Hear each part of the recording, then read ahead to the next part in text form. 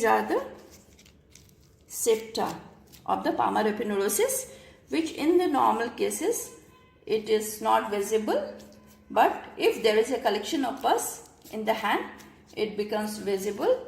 And this is, as the anatomical position is like this. So this one is towards the thumb. So it is lateral palmar septum. This is intermediate palmar septum, and this is medial palmar septum. Lateral palmar septum, it get attached with the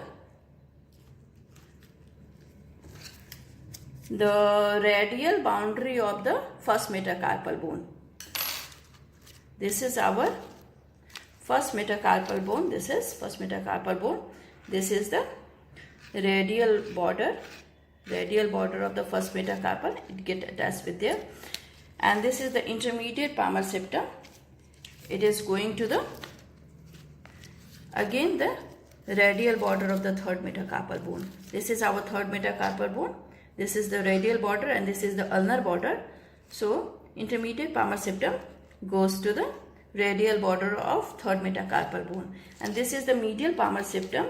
It is going to the ulnar border of the fifth metacarpal bone and create spaces over there which become very much obvious in case of any collection inside these spaces. So spaces of hand are three, that is MTP, M for mid palmar space, T for thenar space, and P for pulp space. So what is the boundary of the mid palmar space? The anatomical position is like this. Mid palmar space, it is in between this. Here is the three septum. This is the lateral palmar septum. This big one is the intermediate palmar septum, and on the medial aspect, this is the medial palmar septum, the small one. Okay, the mid palmar space is in between laterally, that is towards the thumb. It is bounded by the intermediate palmar septum, this big one, and medially it is formed by the medial palmar septum. Medial palmar septum is attached to the ulnar border of the fifth metacarpal bone, whereas the intermediate palmar septum is attached to the radial border of the third metacarpal bone, this one. The anteriorly, anatomical position is like this. So anterior boundary is formed by the palmar aponeurosis as well as the ulnar bursa enclosing the tendon of flexor digitorum superficialis and profundus. And posteriorly lies three metacarpal bones, the medial three metacarpal bone, this one and this one. Okay, medial three metacarpal bones, and proximally it is up to the distal border of the flexor retinaculum, and distally it is going up to the distal palmar crease.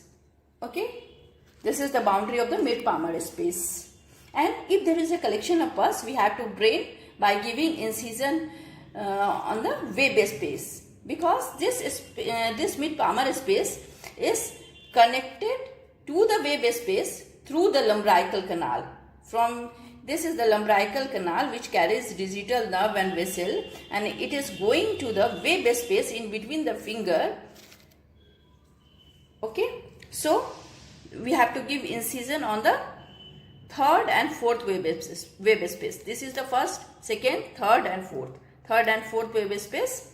We have to drain the pus. And what is about the thenar space? This is, here comes the thenar space.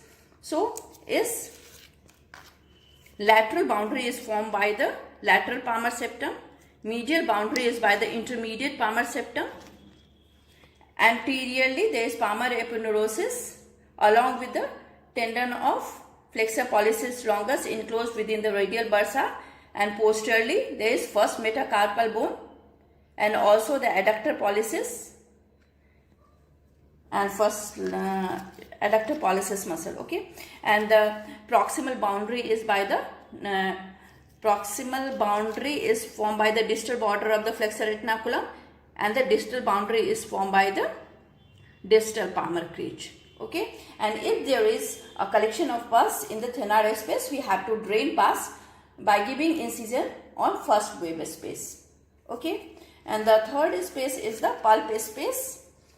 After the fibrous flexor sheath, here comes the pulp space in which the fibrous septa lies. This is our fibrous septa. It lies over here in between the skin and the here, because this is the space where the fibrous septa lies, and there is no fibrous flexor sheath. This space is called the pulp space.